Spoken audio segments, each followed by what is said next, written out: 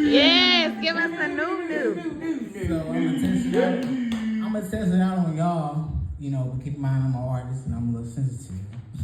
But I wanted to dedicate this for the black woman because I feel like I needed to write a piece about black women and let's get it, right? It's something about a black woman I can't quite put my finger on. It's something about a black woman that words can't even describe, but if I tried, I imagine when Kim said, I never thought that I ever loved anyone else and my weakness as a black woman was at the receiver. It's more than the way her hips rest when she sits and more than the curve and the shape of her lips, but maybe it's a complexion that runs deep and drips and mixes into her coffee. Yeah. The eye contact she makes when she starts to feel passionate about the conversation we're talking. Mm-hmm. I'm listening. You more than an angry black woman with attitude and sass, and I understand that that's the picture they have us envisioning. And they say that black women need protection, but from whom? The dude at the gas station will approach us and ask for your number, and you scared to refuse because you fear nothing more than a man's ego that is bruised. Protection from me? Because we projecting trauma from a girl that hurt us in middle school, and yet we 33, but human me. But I mean, I get it. You tired of healing and fixing and replenishing and having broken black men look to you like some rehab facility. And quite frankly, baby, it was never your responsibility. And you argued your point of view until your light became dim, and all he had to do was take some accountability. Forgive me. That maybe my ignorance was too much, and the bliss that I missed things I could have nurtured, blessed, or kissed. Look, I can't speak for all black men, but maybe the ones that took the isolation for healing because we can no longer bear the feeling of guilt that we burdened and mistreated. And the universe had to be made directly from a black woman's image because even after the day-to-day hate and disgrace, she still looked me in my face, continued to show me grace and whispered that I'm still deserving. The mercy she showed me. And before I fully accepted myself, she chose me. She chose compassion over violence and to evolve rather than to be silent. Free. Yes, Corey. Yes. So that's like my first gentle piece, because usually I be getting in people's ass. You know what I'm saying? So yeah. I can't leave her without doing, a little bit more of a slam style, spoken word piece, and then I'll be out y'all way. Let's go. Almost 4,000 years ago, we sat upon thrones.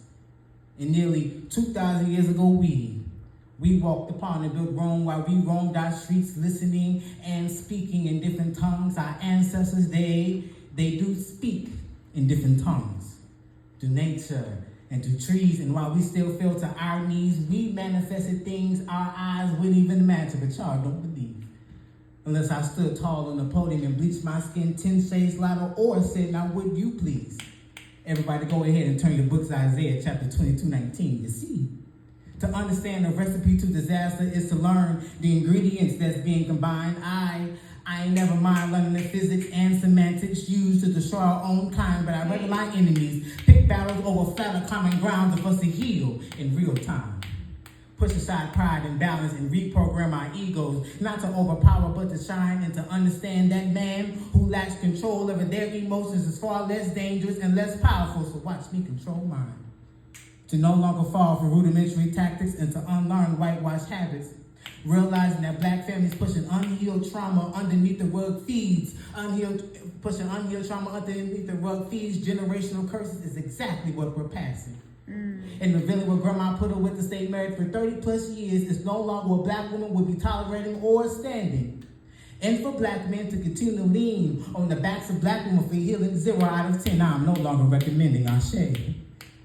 For centuries, we have shoved contentment and affliction inside of our purses, not realizing that the true curse is, don't tell those colored folks that they've always held the power, because within hours, we can devour an entire race and foundation that was built off the emotion of cowardness.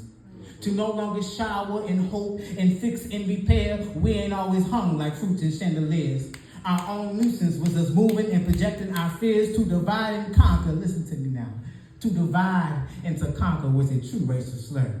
Tell me, how can we conquer when we are divided? We can't have one side ready to move and shoot and the other side left undecided. Even here, you know, I probably could have freed a bunch more slaves if they knew they were slaves, broken in the pride of a sense of film that rang through deaf ears. A stranger to the freedom lands, to cop killings in recent years, to unarmed massacres happening from year to year. Now you tell me what's left to fear. We can't have revolution until we start the process of healing. When did we stop fighting the dick? We just stop feeling. The playing cards ain't always been filled with spades and diamonds. But when do we stop dealing? Yeah. These are unasked questions that run through my mind frequently and daily. You just passed on it. I do apologize if I come off impatient, but for 400 years we have waited. And I am tired of asking back what was rightfully ours in the first place. It's time we just take it our share.